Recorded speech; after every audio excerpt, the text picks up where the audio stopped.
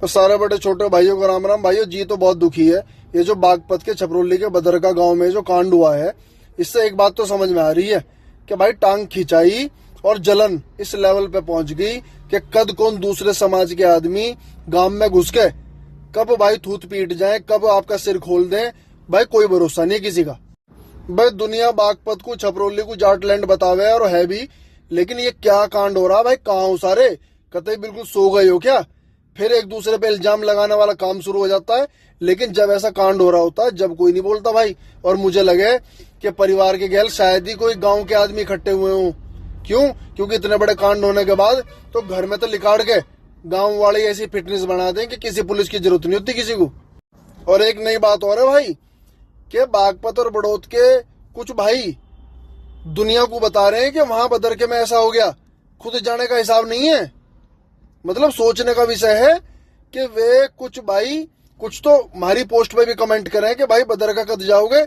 तो मैं पूछना चाह रहा हूं, और वे खुद बागपत बड़ौद के हैं।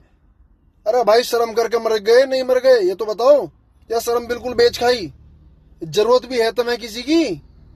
ये इतने कमजोर अपने आप को मान बैठे हो कि दुनिया को बुलाने की कोशिश कर रहे। अरे तुम तो खुद ही इतने मजबूत हो यार।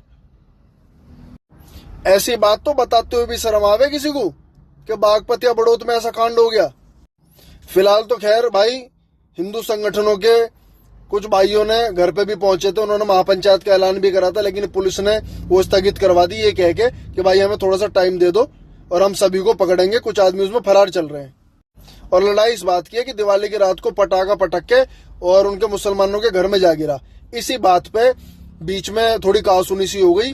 पुलिस भी आ गई थी। पहले पुलिस आई, दोनों पक्षों को समझा बुझा के बात खत्म कर दी, सबने बात खत्म कर दी, ठीक है।